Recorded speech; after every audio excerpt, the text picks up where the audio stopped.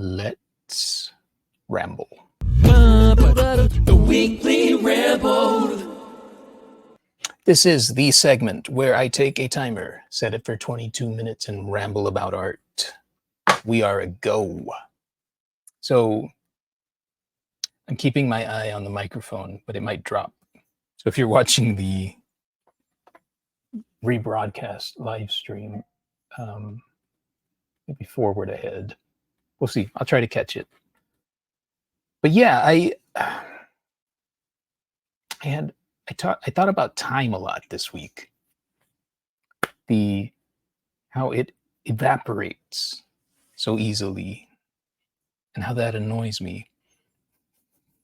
And I've watched a lot of things, and I've consumed a lot of ADHD talk.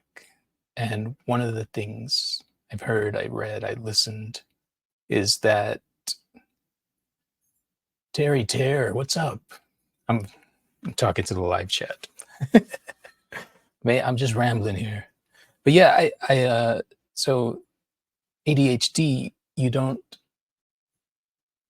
have a sense of time a lot of the time.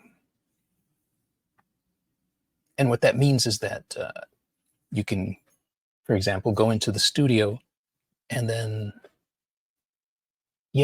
not realize what happened, where the time went. And that was happening to me a lot this week. And then I started to think about that even more. And sorry, I'm looking at it's funny when old friends pop in. Good night, Terry. Good to see you. But if you're ever awake at odd hours, I'm usually on here. But so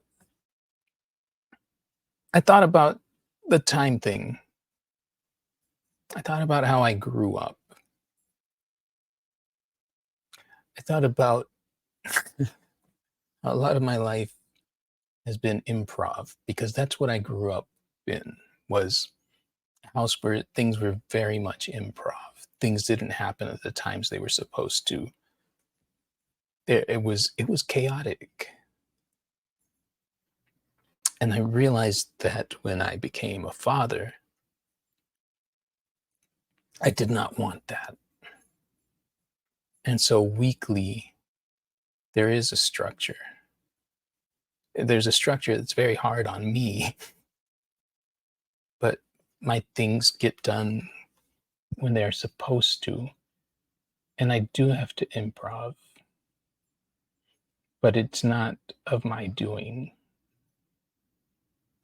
And that's weird, because I do think I was a person who grew up wanting something like that. It just wasn't available. And so I think what really triggered that was one morning, my kids have various appointments sometimes, and we got shifted around, and everything was just backwards for me that day. And one of the things that I do with my time is, studio time's the easiest. It happens in the middle of the night. But as far as the daytime, I do my socials, I do my whatever I need to do. And there are blocks in between those appointments where I'm just sitting there. And that's a hard thing for me if I don't have something to do. So usually I have my computer, I have something, and I had all that. But I found myself in a situation where the Wi-Fi where I wasn't doing what I needed it to do. And then I start to panic because, oh my God, what happened? I'm just going to be sitting here unproductively. And then I looked at my car. So there are stages for everything that I do, priorities, and cleaning the car lags on that. So I started cleaning it and I felt fulfilled. And that was a very strange moment. Because it's like I just needed a productive purpose. The idea of being stranded somewhere and doing nothing, it's just weird. Yeah. But like waiting rooms are not my forte. But anyway, that that was that was a lot of my week, and that's okay. I still got a lot done. I still did a ton of studio work, so that was cool. I started to I started doing prints, like limited edition prints last week, and so I'm setting that up, sending them to the lab. I'm excited because I want to make them special. So this will be the inaugural, and yeah, I just want to make them cool. I think that's my main MO always. Yeah. I one time I was on a jury panel, and so we're looking through artwork for other artists. It was from a grant that I had received, and so you would get invited to review applications. And I remember the language in there. It was everything that estranges most people from art. You know, that they'd go through a slide, there was 10 slides, and someone would say something like, oh, it's so avant-garde, and blah, blah, blah, blah, blah, blah, blah, blah, blah. And just things that hurt my head. Not that you know, I don't know. So I'd get asked occasionally, and you know why I voted for this, or you could defend something if it didn't get enough votes. And sometimes I'm like, it's just cool. And my peers in a room, a lot of them didn't like that. But I think that's what art boils down to. Do you like it or not? Is it cool or not? And it's really that simple. But I think a lot of the times it's not presented that way. And that's, I think, harmful to letting the masses enjoy it. So and that made me think of there's that documentary Exit Through the Gift Shop. And so Mr. I forget his name. Something Brain. Mr. Brainwash. That's it. So that the whole documentary follows his strange path to yeah, I mean, known artist in terms of that, and that's what I'm saying. That you know, it's not mass adoption, but Mr. Brainwash gets bigger, really big, and I think Banksy and a few other artists are interviewed about it. I think Banksy made it produce that. I'm not sure, but don't quote me. I need a producer. See, producer would be could yeah, I could ask them. You look that up. Wait, you know what? I can ask AI who produced. I guess I do have a producer through Gift Shop. film. All right.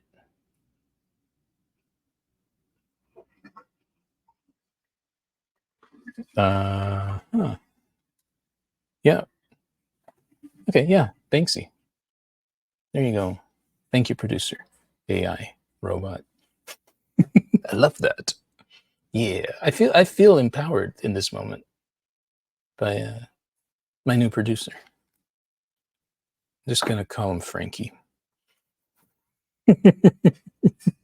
No, you know what? I was actually. Uh, it's weird. I've had conversations with AI, and I started calling them Sport. So producer Sport, and the reason is I would ask him to do a description for me, and it always sounded like The Great Gatsby, and that's not how I wanted that to sound. And so I'd have like kind of arguments with AI. It's, which is fun. It's been funny having that interaction because in terms of AI and its uses and the artist, in the end, it probably always is about input.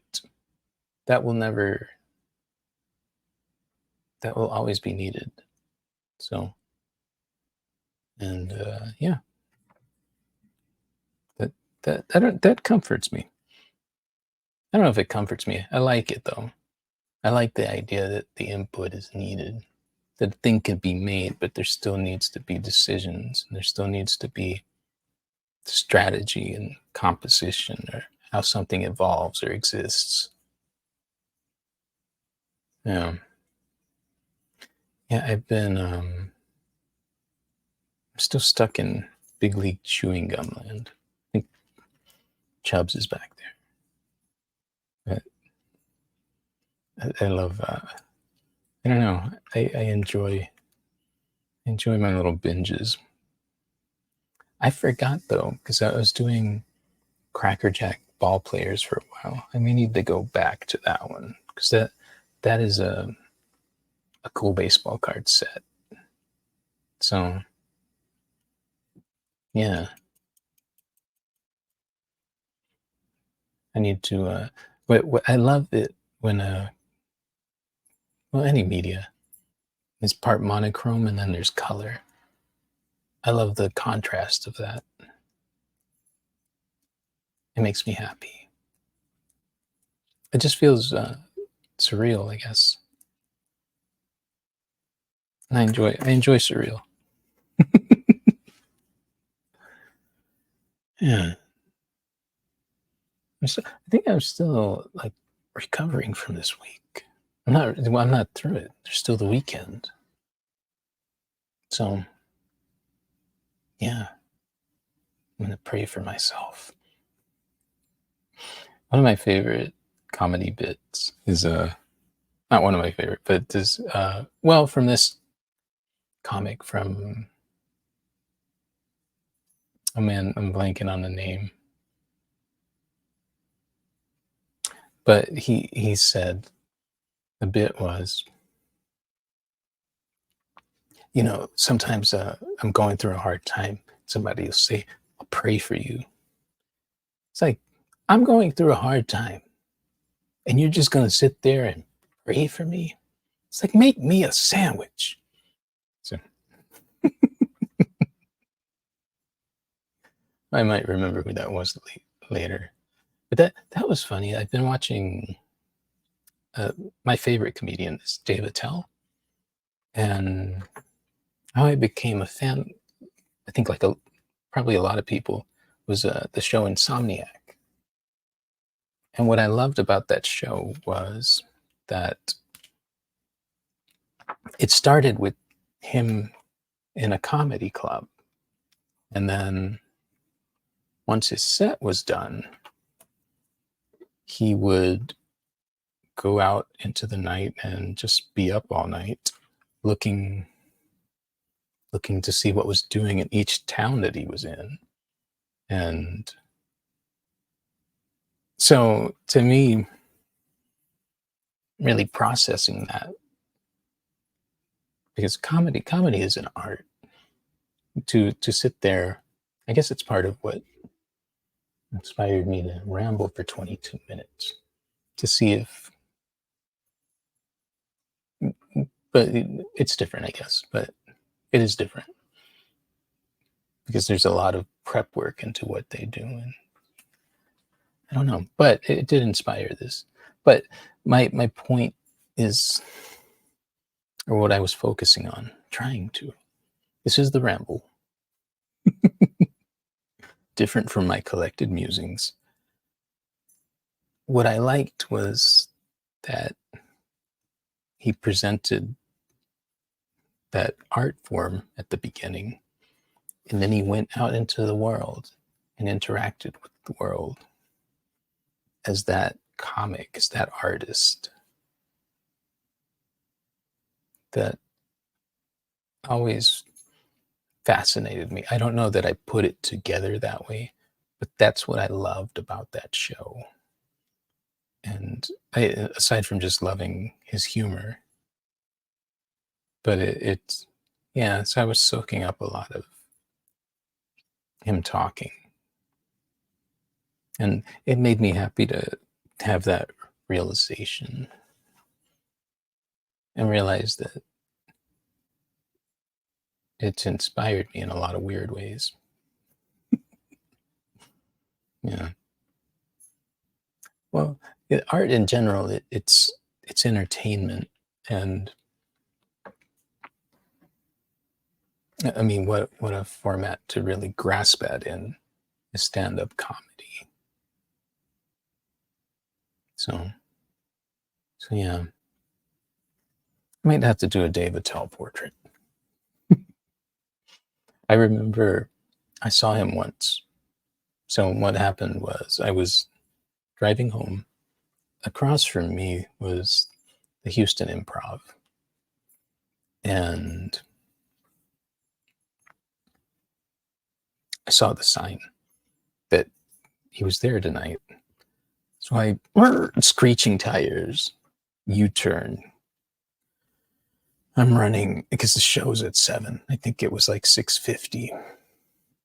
I'm running and I'm panting when I get to the tickets. And I say, "Are there any seats left?"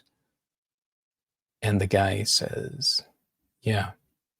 And so I go in, and there's the show, and classic Dave Attell. He said, "Come on, half empty room," in the middle of his set. He's like, where is everybody? And I think somebody says rodeo. I'm like, oh yeah. And but I was just enjoying it, and he was visibly flustered, and yeah, which was insightful. That might have been like the first real, well, yeah, like where I went to a comedy venue. But so I was just really enjoying it, even the fact that he wasn't. It was, I don't know, entertaining. And then um, I go to the, like, show ends, and then I was hoping he'd come out, and there he was. And so he looked he looked sad, and then he looked surprised. He's like, "You're waiting for me?" And I was it's like, "Yeah," it's like the only thing I watch on television, which was true. And he's was one of the only things that really caught my attention at that time. And he said, "Oh, that's just sad." Right, that was that thing. Never meet your heroes. Didn't apply here. It was he. That was perfect. But yeah, that could be hit or miss, I guess. I remember. I remember it happening. I'm not gonna say who, but it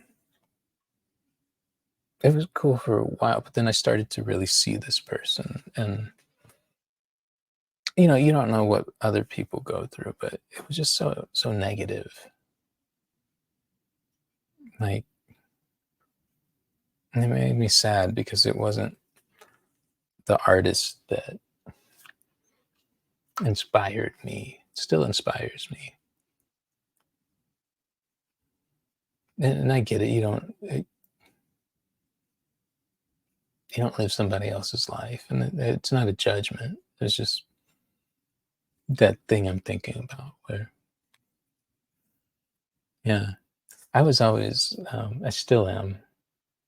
Like if I buy a piece of art, I'm sometimes nervous about meeting the artist because of that 50-50 split. But I wouldn't say it's a 50-50 split. It's just when it does. It's that whole thing where the negativity can have such weight. And it was a bummer, but I learned to look at it in terms of the person that inspired me. That person really did exist. Their artwork did exist. I guess that's why I'm so receptive when anyone reaches out. First of all, I'm just thankful, but I don't want to be anything like that. I just, yeah, I just want to, I don't know, give a better impression than that. And definitely not be negative.